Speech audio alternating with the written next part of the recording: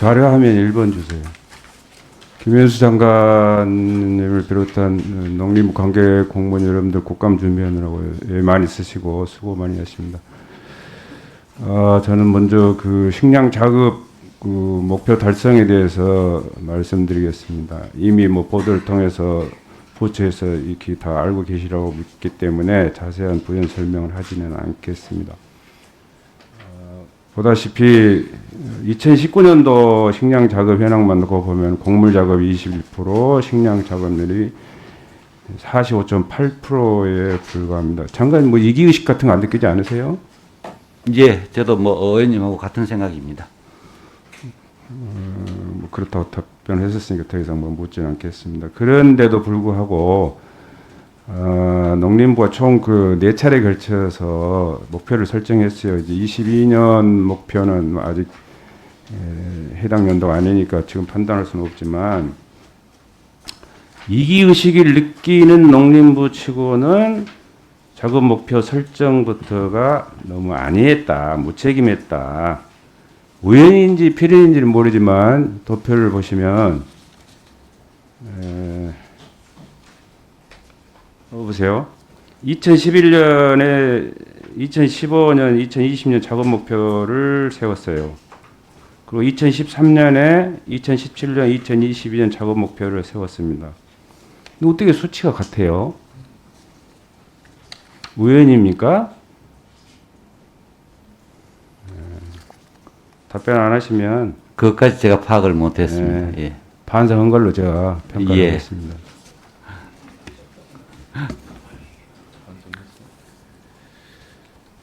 자료화면 2번 주세요. 그렇게 안이하게 목표를 설정하고 설정된 목표의 달성에 대해서 미달성에 대해서 무책임하다 보니까 10년간 무려 13조 5,200억 원을 투입하고도 식량 작업에 대한 성과가 없었다. 그럼에도 불구하고 모두 발언을 통해서 장관께서는 식량 안보를 강화하겠다라고 말씀하셔서 개인적으로는 다행스럽게 생각하는데 국민 식량을 걱정하는 생산자들이나 소비자들이 어떻게 평가할지는 모르겠어요. 역대 정부들은 나름대로 일정 부분 책임은 있겠지만 현 정부가 주도적으로 선도적으로 이 문제를 해결해서 저는 더 큰 역할을 해야 된다고 생각하는데 장관은 어떻게 생각하십니까? 예, 그렇습니다.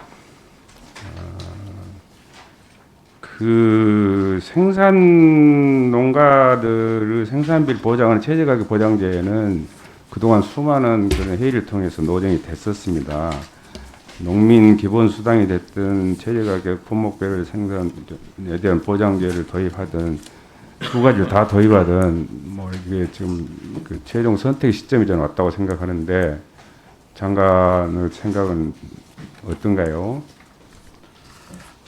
의원님 뭐 최저 가격을 말씀하시는 취지라든지 이런 것들은 다 공감을 합니다. 그런데 그 최저 가격의 취지를 달성할 수 있는 여러 가지 방안을 정부가 나름대로 검토를 하고 있고 시행하고 있는 것도 있고 보완할 것도 있고 그렇다고 생각을 합니다. 그런 뭐 검토 보완 것들이 그 목표 설정하는 그런 그 안이한 자세하면 안 되고 실질적으로 현지 농민들이 피부에 와닿을 수 있도록 좀 해주시기 바랍니다. 예. 또 그 농기 면적이 계속 그 많은 양이 사라지고 있다라는 거에 대해서 얘기를 했는데 그 생산 기반 시설은 가장 기초적인 것이 농지 면적입니다. 농기법을 고쳐서라도 사라지는 면적만큼을 늘려야 하는데 요거에 대해서도 농정당국이 직무적 입장에서 보면은 뭐 태만했지 않았냐, 유기했지 않냐, 방기했지 않냐 하는 그런 비난의 소지를 피할 수가 없는데 좀 더 이렇게 고삐를 좀 당겨가지고 문제를 좀 해결하는데 좀 중부부처가 좀 신경을 좀 써야 되겠죠? 예, 앞으로 농지 관리와 관련해서 더욱 강화된 방안을 마련하겠습니다. 더 자세한 얘기는 보충 드릴 대로 다시 또 묻기로 하겠습니다. 자료화면 6번째 한번 줘보세요. 혹시 이 내용 알고 계시나요, 장관? 보셨나요? 보신 기억이 있으신가요? 제가 본 적은 없습니다. 이건 이미 그 농정 관련 신문에도 보도됐던 내용을 저희 보좌진이 그 해당 그 농무부 홈페이지 가서 보고 확인해서 만든 자료입니다. 농림축산식품부가 주관하는 농촌 중심지 활성화 사업 취지는 잘 알 것이고 2015년 이후로 아직 준공이 된 적이 없어서 평가가 이르긴 하는데 미국도 이렇게 소관 부처가 협의를 통해서 실제 농산어촌 주민들에게 도움이 가는 쪽으로 정책을 입안하는데 하물며 대한민국이 농업 역사 5,000년을 갖고 있는 우리나라가 미국에 뒤질 이유가 없잖아요. 농어촌 지역의 중심지 활성화 사업을 하는데 가서 보면은 대부분 이렇게 시설 사업비가 85%에서 90%를 차지하고 이렇게 소프트웨어 부분은 10%대, 많으면 20%대 정도에 불과하는데 정주 여건을 개선하자 하면 또 소득 기초생활 수준을 높이고자 하면 해당 지역민들이 원하는 방향으로 저는 가야 된다 정책이. 근데 그렇게 요구를 하면은 이래서 안 되고 저래서 안 되고 조건이 너무 까다로워요. 이런 문제들을 느껴본 적 있는지 타 부처하고 이렇게 논의를 한번 해본 적 있는지 있다면 실제 그 도입된 사례가 있는지 없다면 앞으로 어떻게 할 것인지 한번 답변해 보세요. 알지도 못하니까 답변할 수가 없겠네.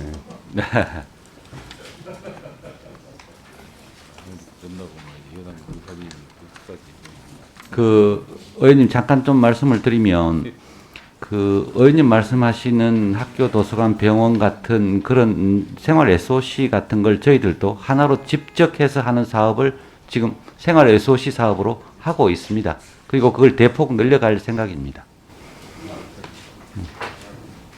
알겠습니다. 보충 질의하겠습니다. 네, 간략하게 몇 가지 묻겠습니다. 장관님, 제가 오전에 10년간 13조 5,200원 투입하고도 식량 자급 성과가 없다라고 지적을 했는데 동의하셨죠? 예. 그리고 농식품부 스스로 세운 식량 자급 목표 달성 단 한 번도 못했다라고 제가 제기를 했는데 이 부분에도 동의하셨죠? 예, 달성할 적이 없습니다. 예. 그러면은 기관이나 개인이 누가 책임진 사람이 있었어요? 없었죠? 있었어요, 없었어요?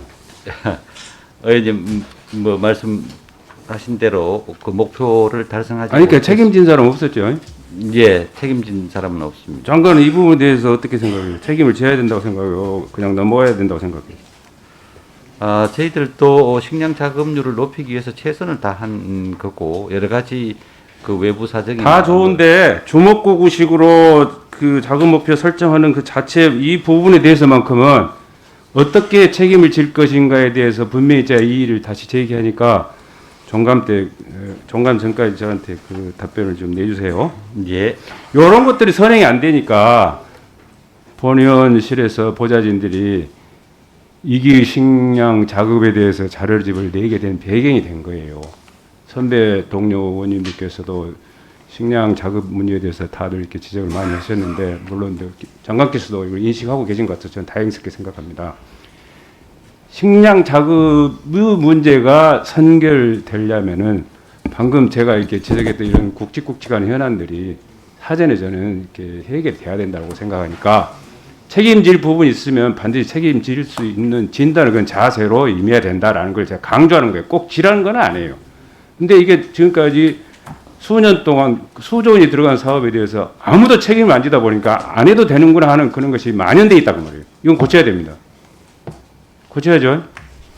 지금 제가 하고 있는 식량 안보와 관련된 대책은 제가 책임지고 직접 합니다. 직접 한다 안 한다 그걸 물은 게 아니라 내가 두 가지를 얘기하면서 기관이 책임지든 개인이 책임지든 져야 되는 거 아니냐. 특히 다시 말씀드릴게요.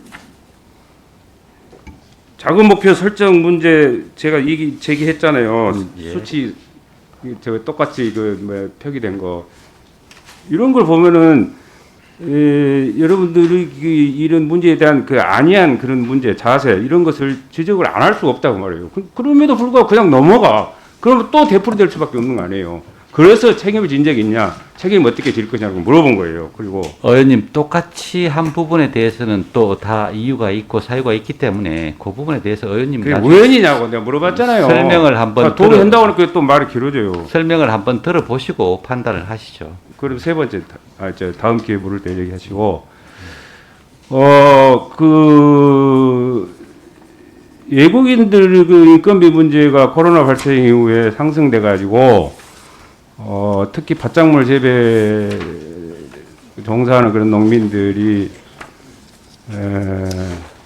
빈선 농사를 지을 수밖에 없다라는 것이 현지 농민들 주장입니다. 이 문제도 오늘 회의석상에서 많이 논쟁이 됐어요.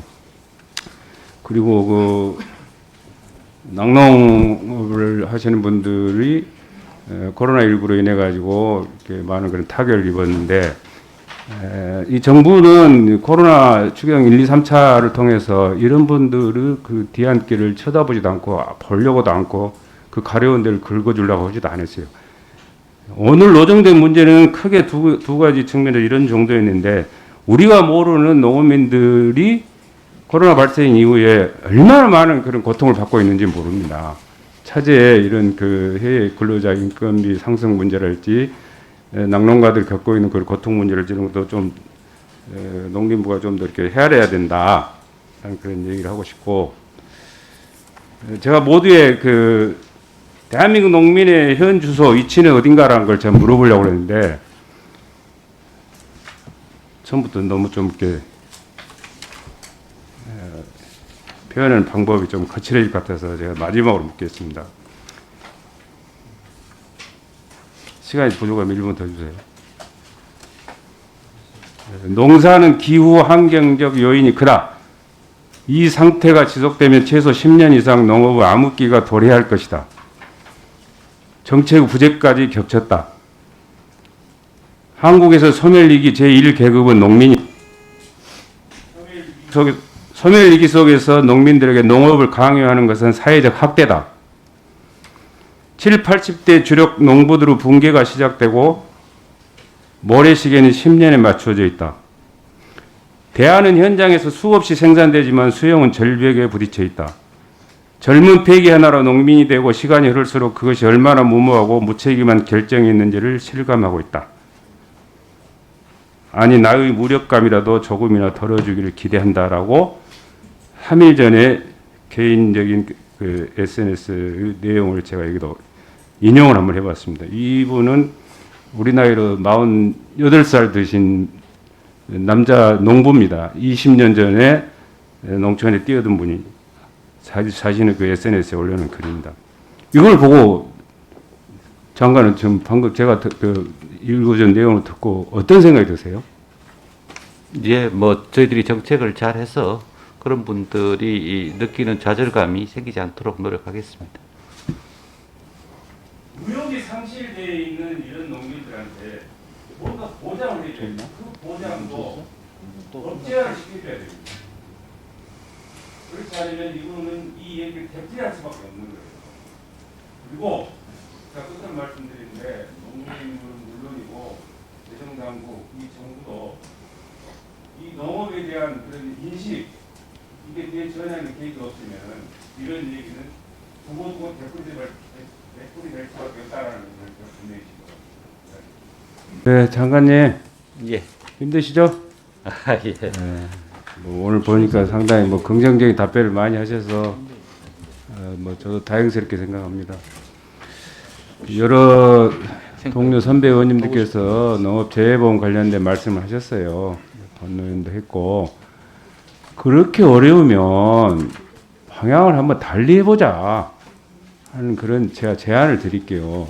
왜냐하면 농업이라는 게 뭐 다 이렇게 주지하고 계시는 사실인데 타 산업에 비해서 뭐 경쟁력이 지속성이 담보되는 것도 아니고 또 무슨 뭐 이렇게 환경이 월등히 뭐 뛰어난 것도 아니고 그리고 또 그 사안에 대해서 대응하는데 속도가 빠른 것도 아니고 사건에 대한 그런 회복의 속도가 뭐 또 빠른 것도 아니고 하여튼 뭐 모든 면에서 타 산업에 비해서 비교 우위에 있는 게 이제 하나도 없어요. 그리고 죄라는 게 뭐 이렇게 인재도 있겠지만은 대부분 뭐 하늘이 사고 치는 것에 대한 그 사람이 자연 앞에 속수무책 아니에요. 그래서 이런 것들은 보험으로 이렇게 뭐 마무리 하려고 하지 말고 접근하려고 하지 말고 솔직히 딱 떼어놓고 이거 국가가 재난의 지금에서 뭐 이렇게 천재지변이라는 그런 연장선상에서 나는 보상으로 가야 된다. 그런 생각을 갖고 제가 오늘 뭐 회의 말미에 장관한테 이런 걸 건의 드리니까 뭐 검토해봤으면 좋겠어요. 뭐 답변을 하셔도 되고 안 하셔도 됩니다. 이상입니다. 예, 의원님 말씀의 취지를 제가 잘 알겠습니다. 그런데 그 저희들도 의원님 말씀을 감안해서 어떻게 하는 것이 저도 농업인에게 조금이라도 소득 안정을 시킬 거냐라는 차원에서 저도 생각을 하고 있습니다.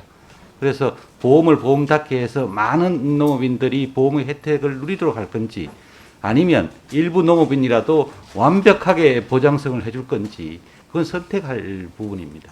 보험으로 접근하면 해결이 안 될 것 같아요, 장관님. 그래서 그 부분 만약에 보상으로 간다 그러면 지금 재대책비가 있지 않습니까? 그래서 관련 법 손질이 따라야 되겠죠. 그래서 그 부분도 저희들이 한번 그 검토를 해보겠습니다. 검토 좀 해주세요. 예. 이상입니다.